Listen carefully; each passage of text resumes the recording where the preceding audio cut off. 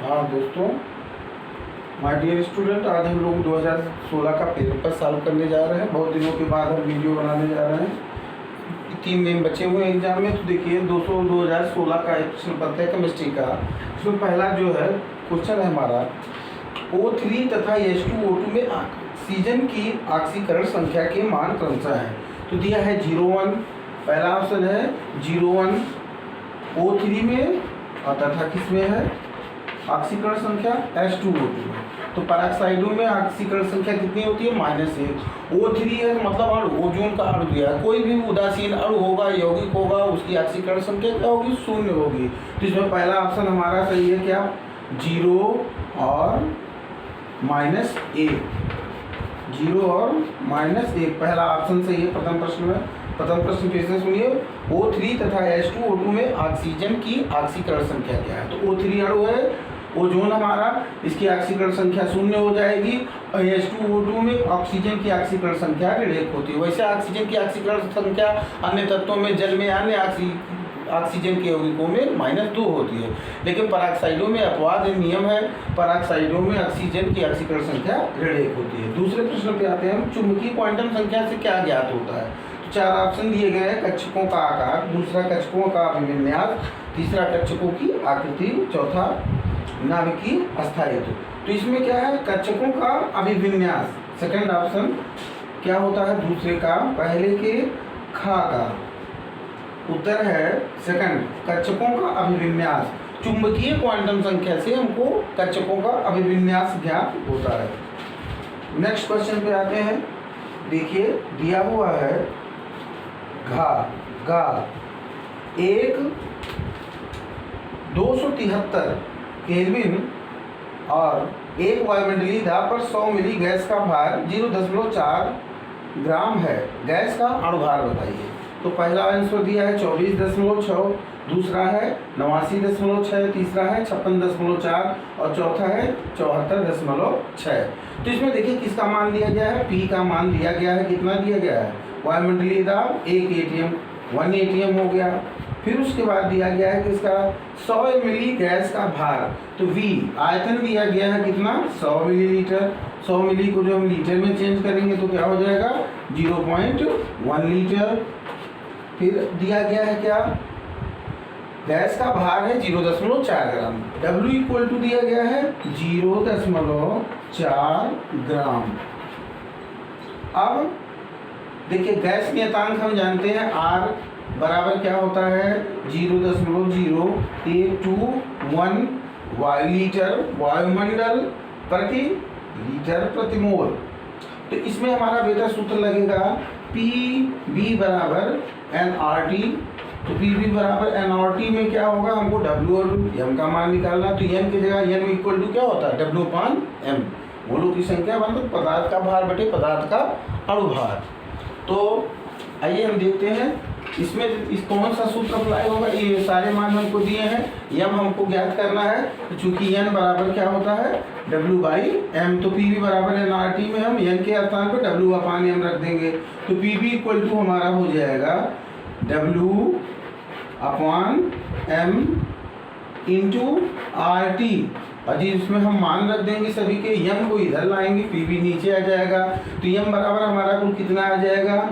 तो जब काटेंगे मान हमारा आएगा इसमें 89.6, 89.6।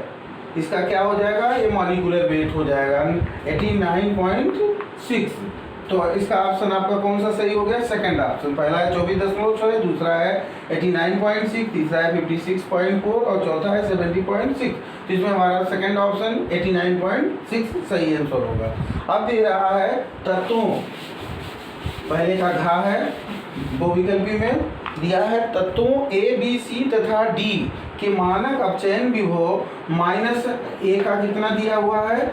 -2.90 वोल्ट। फिर उसके बाद B तत्व का मानक अपचयन विभव दिया है +1.50। C का दिया गया है -0.74।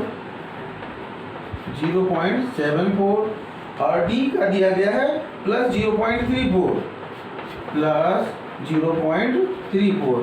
तो यहाँ देखिए जो क्रियता श्रेणी या विद्युत रासायनिक श्रेणी में जो अपचायकों के मानक अपचयन विभव के जो बढ़ते क्रम में रखा गया है उसके हिसाब से मानक अपचयन विभव जिसका धनात्मक मानक अपचयन विभव सर्वाधिक होगा वो प्रबलतम आक्सीकारक होगा।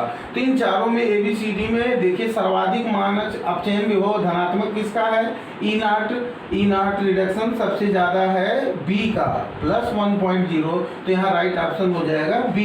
तो चारों तत्व ABCD में जिनकी मानक अपचयन विभव क्रमशः -2.90 प्लस 1.50 0.74 माइनस है और फिर प्लस 0.34 वोल्ट है।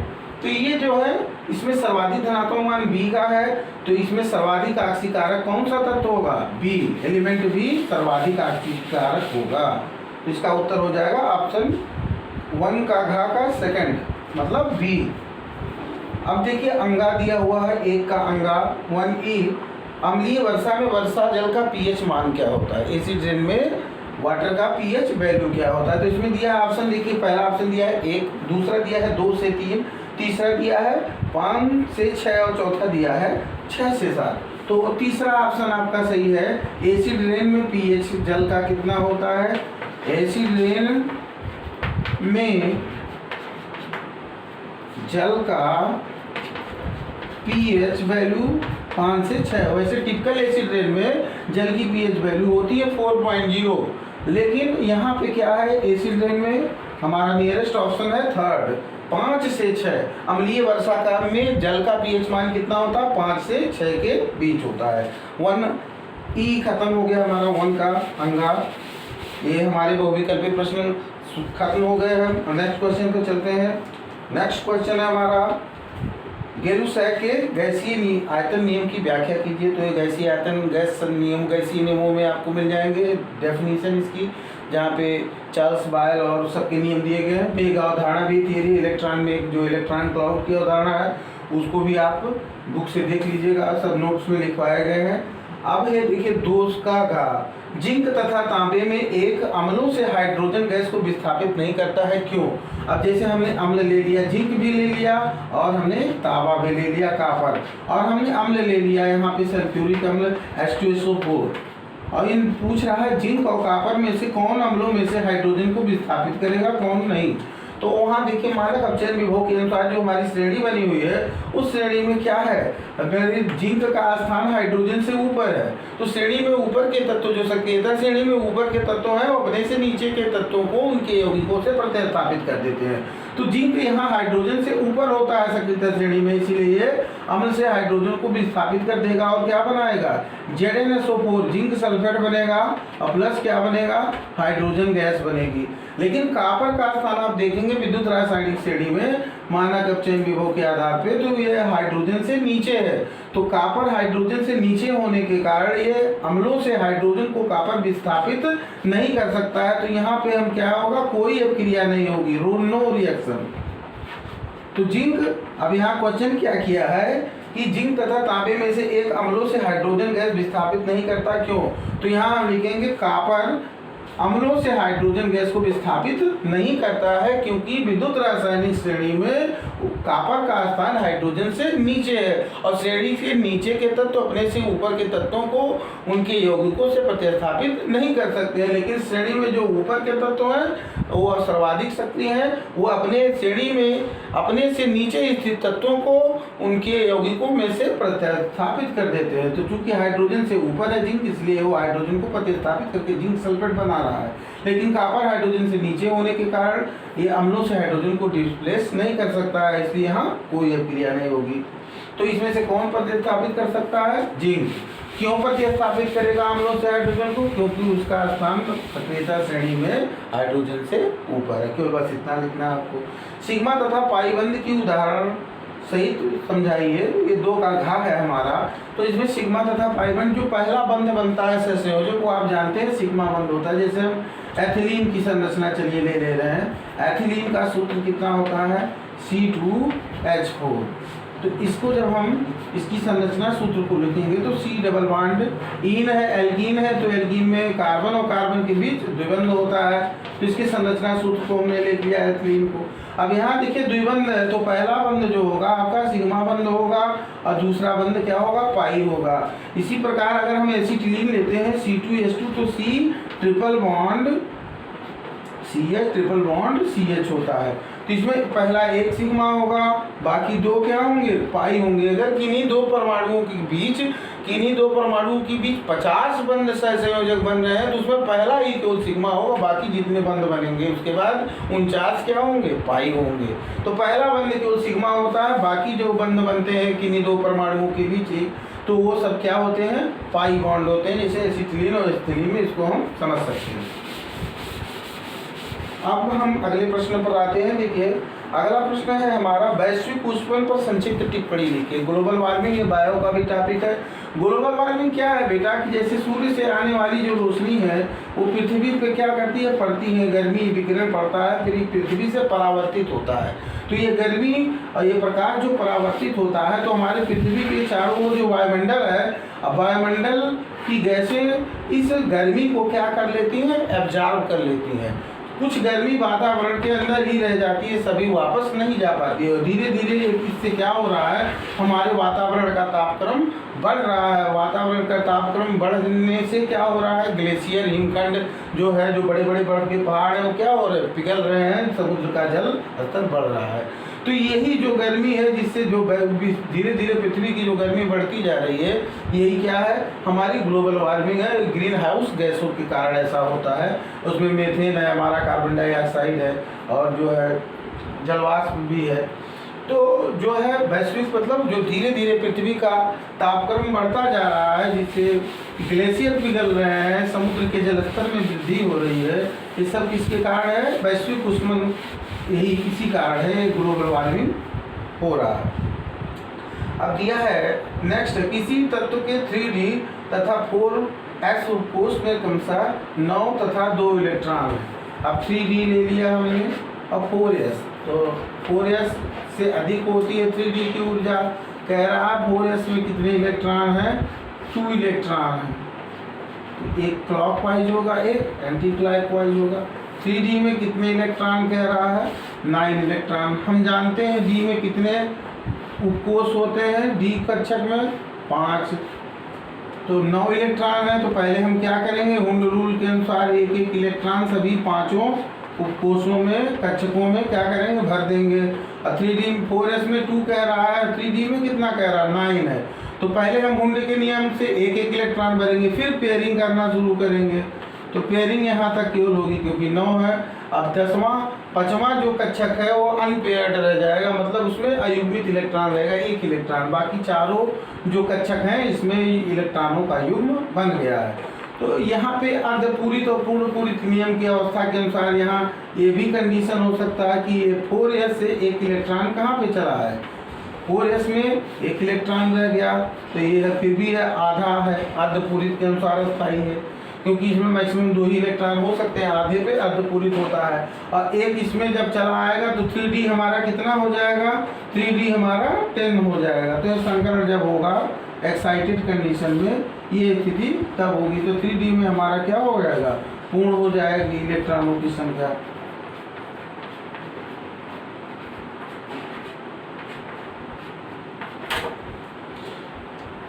तो ये किसका इलेक्ट्रॉनिक विन्यास है, ये कॉपर का है, क्योंकि 4s2 और 3d9 किसका होता है, कॉपर 29 का होता है। कॉपर 29 का इलेक्ट्रॉनिक विन्यास आप लिखेंगे तो केवल क्वेश्चन में कंफ्यूज करने के लिए दिया है। यहाँ दिया है 3d और 4s में 2 इलेक्ट्रॉन है और 3d में 9। तो अपवाद की कंडीशन में क्या होगा कि एक इलेक्ट्रॉन s से क्या चले जाते हैं, 3d में चले, 3d9 में चले जाते हैं, क्योंकि इसमें 9 है, एक इलेक्ट्रॉन जब इसमें आएगा तो पूर्ण के नियम के अनुसार क्या हो जाएगा, 3d10 हो जाएगा। तो पूर्ण पूरित नियम यहाँ लगेगा, इसलिए क्रोमियम 24 और कॉपर 29 ये दोनों अपवाद हैं अष्टक नियम के, क्योंकि क्रोमियम में अर्धपूरित नियम लगता है और कॉपर में क्या होगा, पूर्ण पूरित नियम कार्य करेगा। अब अगला प्रश्न है, कैल्शियम कार्बोनेट के 2 औद्योगिक उपयोग लिखिए। तो सीमेंट में एडिटिव के रूप में, सीमेंट उद्योग में सीमेंट में सीमेंट निर्माण में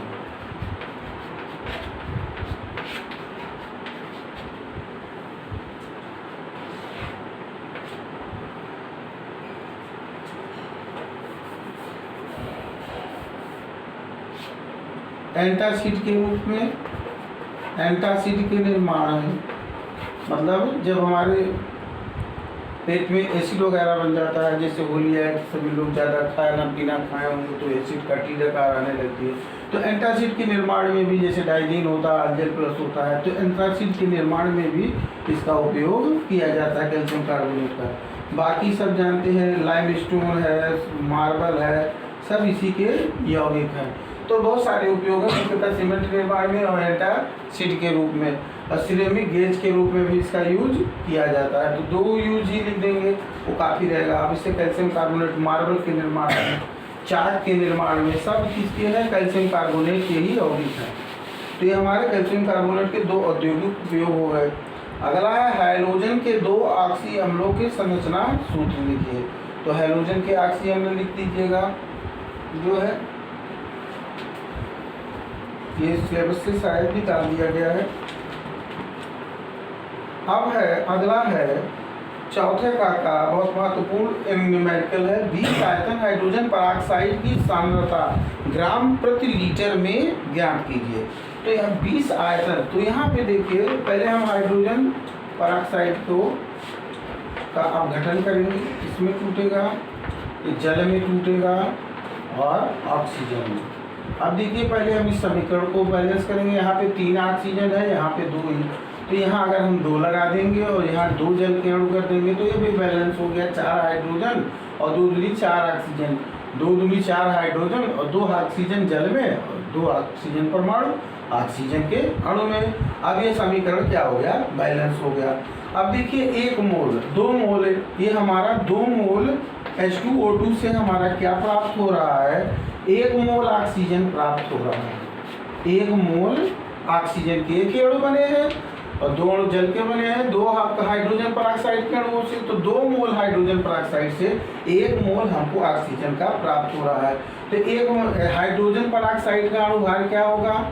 अभी देखिए H2O2 का हाइड्रोजन का कितना हो गया? 2 × 1 और प्लस ऑक्सीजन का कितना होता है? 16, तो 16 × 2 हो जाएगा, तो कितना हो गया? 2 + 32 बराबर कितना हो गया? 64 हो गया। 2 मोल है तो इसलिए क्या हो जाएगा? 2 + 32 बराबर कितना हो गया? 34 हो गया। तो 2 मोल है तो इसलिए 34 × 2 बराबर कितना हो गया? 68 ग्राम।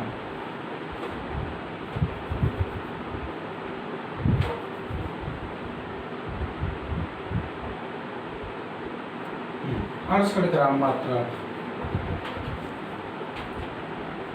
अब जल का 1 मोल प्राप्त हो रहा, तो जानते हैं कि 1 मोल 273 केल्विन ताप पर और 1 वायुमंडलीय दाब पर।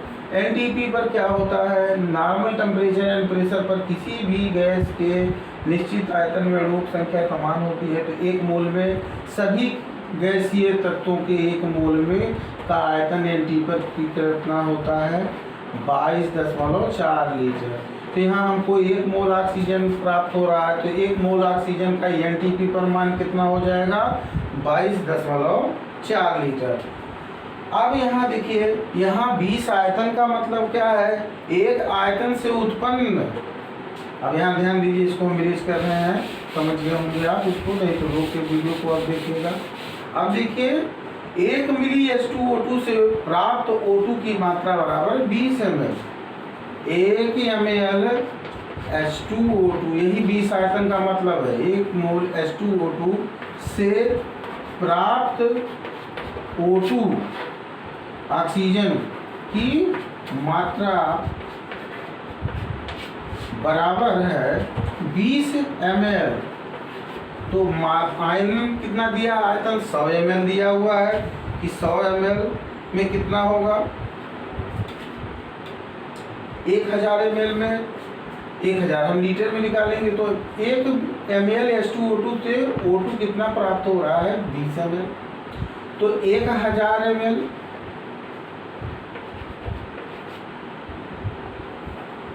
1000 ml H2O2 से प्राप्त O2 बराबर कितना हो जाएगा 20 गुणे 1000 ml।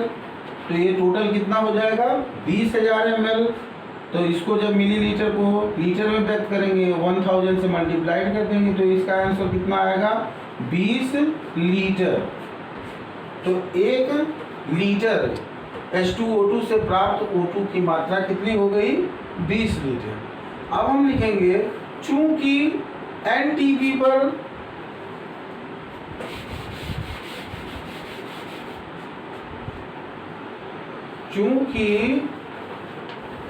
NTP मतलब नॉर्मल टेम्परेचर एंड प्रेशर, सामान्य ताप और दाब। STP मतलब स्टैंडर्ड टेम्परेचर एंड प्रेशर, मानक ताप और दाब।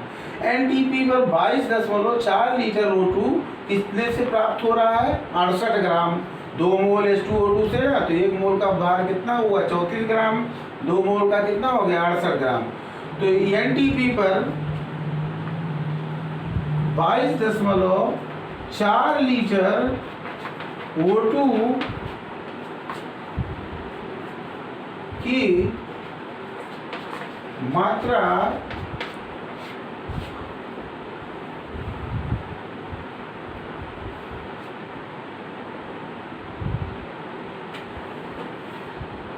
जो हमारी प्राप्त हो रही है वो कितने ग्राम 68 ग्राम H2O2 से प्राप्त हो रही है। क्योंकि एक मोल किसी भी एक जो है तत्व के 1 मोल की NTP में मात्रा क्या होती है, आज उसका आयतन क्या होता है 22.4 लीटर। तो 22.4 लीटर O2 जो प्राप्त हो रहा है हमको 68 ग्राम से प्राप्त हो रहा है, क्योंकि 1 मोल हमको कितने से प्राप्त हो रहा है 2 मोल H2O2 की, तो 68 ग्राम H2O2 से प्राप्त हो रहा है। 22.4 लीटर O2 की मात्रा जो हमको प्राप्त हो रही है ये 68 ग्राम H2O2 मतलब हाइड्रोजन पेरोक्साइड से प्राप्त हो रही है। इसलिए NTP पर 20 लीटर,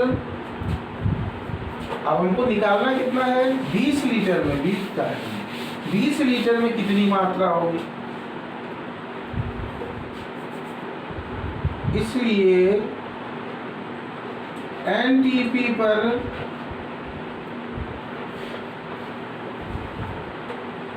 20 लीटर O2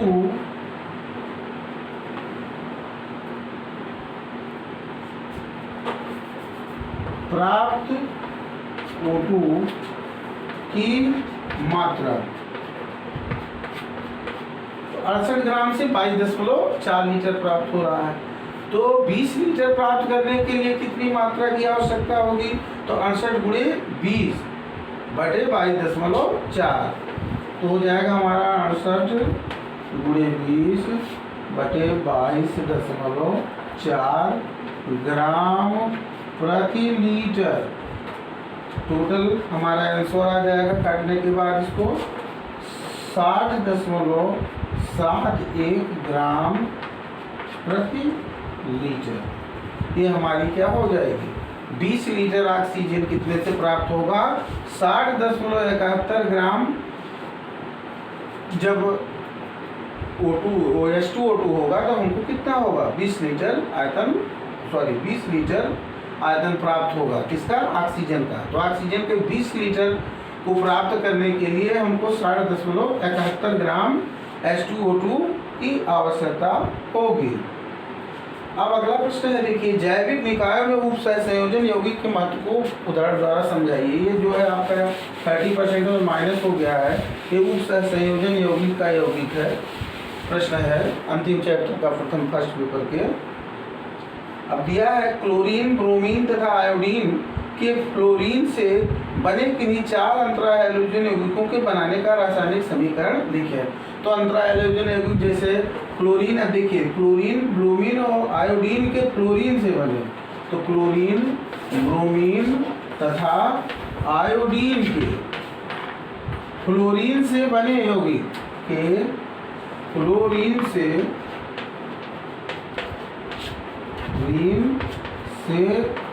बने यौगिक।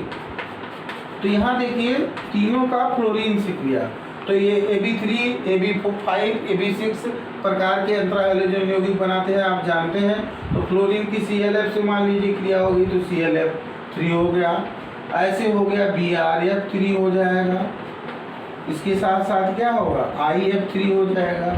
अब इन सभी के क्या करिए आप, इन सभी के निर्माण का जो आपको लिखवाया गया अंतरा हैलोजन यौगिक थ्योरी में जाइए, वहाँ पे देखिए सबकी बनाने की एक एक विधि, एक एक रासायनिक सामग्री लिख गई, ClF3, BrF3, IF3 आदि सभी के, ठीक है। तो यह हमारा क्वेश्चन ये भी कंप्लीट होता है, एक कार्य कारण का है। अब आगे चलते हैं हम अगले प्रश्न की ओर, महत्वपूर्ण है। दिया है मैट से फफोलेदार तांबा प्राप्त करने का सचित्र वर्णन कीजिए। मेटलर्जी निकाल दिया गया है पूरा चैप्टर।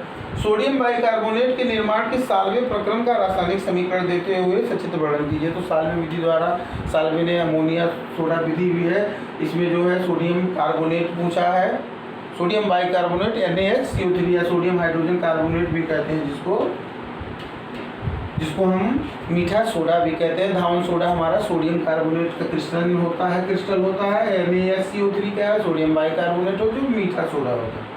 अब है अगला प्रश्न है हमारा 5 का गा, उदाहरण द्वारा ध्रुवीय तथा अध्रुवीय सहसंयोजक बंध को की व्याख्या कीजिए। तो देखिए ध्रुवीय सहसंयोजक बंध जैसे हाइड्रोजन H2 अणु है, O2 है, तो ये देखिए H में क्या है, एक हाइड्रोजन बंध, एक हाइड्रोजन से सहसंयोजक बंध द्वारा जुड़ा है। ऑक्सीजन अणु में ऑक्सीजन 2 सहसंयोजक बंधों द्वारा जुड़े हैं, मतलब इसमें एक एक इलेक्ट्रॉनों की साझेदारी हुई है।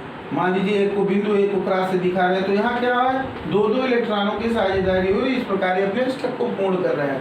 तो चूंकि ये 2 समान प्रकार के परमाणु है, इसलिए जो साझे का इलेक्ट्रॉन से बना बंध होगा तो ये जोड़े के इलेक्ट्रॉन दोनों परमाणुओं से बराबर की दूरी पे रहेंगे, बीच में एकदम मिडिल में रहेंगे। तो ये क्या होते हैं, अध्रुवीय सहसंयोजक बंध होते हैं, मतलब इसमें दोनों परमाणुओं के एकदम बीचों बीच में साझे का इलेक्ट्रॉन, जो बंध बनाने का इलेक्ट्रॉन होते हैं, दोनों इलेक्ट्रॉन। अध्रुवीय बंध क्या होते हैं, जब 2 विभिन्न प्रकार के परमाणु होते हैं, 2 विभिन्न प्रकार के धातु हैं, जैसे अभी आप समझ जाएंगे हाइड्रोजन क्लोराइड HCl, तो HCl में भी क्या बंध बना है, हाइड्रोजन का 1 होता है। क्लोरीन के कितने होते हैं, 7, इसको हम बिंदु से दर्शा दे रहे हैं, 6 हो गया, 1 यहाँ 7। अब देखिए ये क्रिया कराकर 1 और 2 की कंडीशन प्राप्त किया हाइड्रोजन ने, हीलियम की अस्थायी संरचना प्राप्त किया। अब क्लोरीन देखिए 7 था, 1 8 पूरा हो गया, इसकी अस्थायी संरचना। अब ये सहसंयोजक यौगिक है, ये प्रश्न में पूछा रहा है HCl सहसंयोजक यौगिक है, फिर भी इसका जलीय विलयन ध्रुवीय क्यों होता है, मतलब आयनित क्यों हो जाता है। तो इसमें ध्रुवीय होने का रीजन क्या है कि अब इसमें जो बंध बने, तो चूंकि सहसंयोजक बंध HCl में भी होता है, हाइड्रोजन और क्लोरीन के भी, लेकिन इसका एक इलेक्ट्रॉन और इसका इलेक्ट्रॉन, साझे में प्रयुक्त इलेक्ट्रॉन, जो दोनों इलेक्ट्रॉन होते हैं वो क्या होते हैं, बीचों बीच में नहीं होते हैं दोनों परमाणुओं के। क्यों, क्योंकि क्लोरीन की विद्युत ऋणात्मकता क्या होती है, अधिक होती है, अधिक विद्युत ऋणात्मक होता है हाइड्रोजन की तुलना में, इसीलिए जो बंध बने हुए हैं इनके बीच इलेक्ट्रॉनों की साझेदारी में, वो बीचों बीच में ना रहकर उनको क्लोरीन अपनी ओर खींच लेता है, तो इनकी पोजिशनिंग यहाँ आ जाती है, मतलब क्लोरीन के निकट हो जाता है इलेक्ट्रॉन का युग्म या जोड़ा, और हाइड्रोजन से क्या हो जाता है, दूर हो जाता है। तो क्लोरीन के निकट होने के कारण क्लोरीन पे फ्रैक्शनल ऋणावेश आ जाता है, थोड़ा सा ऋणावेश आ जाता है, और हाइड्रोजन से जब इसकी दूरी हो जाती है, इन दोनों साझे के इलेक्ट्रॉन बंध की जो दूरी होती है जिससे बंध बना हुआ है, ये इलेक्ट्रॉन हाइड्रोजन से दूर और क्लोरीन के निकट आते हैं, तो हाइड्रोजन से दूर होने के कारण हाइड्रोजन पे फ्रैक्शनल क्या आ जाता है, धनावेश आ जाता है। तो ऐसा क्यों होता है, क्योंकि क्लोरीन की विद्युत ऋणात्मकता हाइड्रोजन से अधिक होती है, तो जो अधिक विद्युत ऋणात्मक तत्व होता है वह बंध जो किसी दूसरे तत्व से बंध सहसंयोजक बंध द्वारा जुड़ा रहता है, तो वो साझे के इलेक्ट्रॉन को या बंध के इलेक्ट्रॉन को अपनी ओर खींच लेता है। तो इसकी तरफ आ जाने के नाते इस पर हल्का सा ऋणावेश, और इस पर हाइड्रोजन से ये बंध दूर हो गए, थोड़ा बीचों बीच में नहीं रह गए दोनों परमाणु के, हाइड्रोजन से दूर और क्लोरीन के निकट आ गए, तो इसलिए हाइड्रोजन पे हल्का सा धनावेश होता है, इसलिए इनका जलीय विलयन आयनित होता है, आयनित व्यवहार करता है इस आवेश के आ जाने के कारण। लेकिन अगर समान प्रकार के परमाणुओं के बीच जो बंध होगा उनमें इलेक्ट्रॉनों की जो पोजिशनिंग होगी बंध के दोनों जो साझे में बने हैं वो दोनों परमाणुओं से समान दूरी पे होंगे। लेकिन अगर अभिसम परमाणु वालों में सहसंयोजक बंध बन रहा है तो जो साझे का इलेक्ट्रॉन है वो अधिक विद्युत ऋणात्मक तत्व के निकट होगा, जिससे उस पर हल्का सा ऋणावेश रहेगा, और कम विद्युत ऋणात्मक तत्व से दूर होगा, जिससे उस पर हल्का सा धनावेश होता है। इसी नाते HCl एक सहसंयोजक यौगिक होने के बावजूद भी जलीय विलयन आयनिक या विद्युत संयोजी की तरह व्यवहार करता है। अब घा है हमारा आयरन एंथैल्पी तथा इलेक्ट्रॉन लब्ध एंथैल्पी को समझाइए। तो ये और साड़ी की ब्लॉक या ब्लॉक के तत्वों में आपको पूरा डिटेल सब लिखाया गया है, जिसमें केवल उसकी डेफिनेशन लिखनी है, आयरन एंथैल्पी को आपको समझाना है और इलेक्ट्रॉन लब्धि एंथैल्पी को समझाना है। अगला प्रश्न है 6वां डिटेल क्वेश्चन है, डी ब्लॉक के तत्वों का सामान्य इलेक्ट्रॉनिक विन्यास लिखिए। डी ब्लॉक की किसी श्रेणी में परमाणुओं के आयनन विभव में क्या परिवर्तन होता है। तो ये सारी चीज़ें आपको डिस्क्रिप्टिव लिखी गई हैं। संक्रमण तत्वों तथा लैंथेनाइड के गुणों में समानता या भिन्नता को स्पष्ट कीजिए। लैंथेनाइड से तुलना एक्टिनाइड की तो सिलेबस से निकाल दिया गया। इसमें बहुत सारी चीज़ें ऑक्सीकरण अवस्था और यौगिक बनाने की प्रवृत्ति लैंथेनाइड और एक्टिनाइड में से अलग अलग निकाले गए हैं। उसको आप देख लीजिएगा 30% रिड्यूस करके, तब उसको पढ़िएगा। अमोनिया तथा फास्फीन की प्रयोगशाला विधि का रासायनिक समीकरण लिखिए। सफ़ेद फास्फोरस से क्लोरीन की क्रिया का रासायनिक समीकरण, ये सब सारी चीज़ें हो गई हैं। और फास्फीन तो फिलहाल सिलेबस में नहीं है, लेकिन अमोनिया को आप पढ़ लीजिएगा और इसकी जो सफ़ेद फास्फोरस से क्रिया का रासायनिक समीकरण या जितने भी महत्वपूर्ण रासायनिक गुण और पढ़ लीजिएगा। और इसके साथ ही आज का वीडियो में समाप्त करते हैं। उसके बाद कल नेक्स्ट वीडियो में हम सारे अगले प्रश्न को अपलोड करेंगे। तो थैंक यू।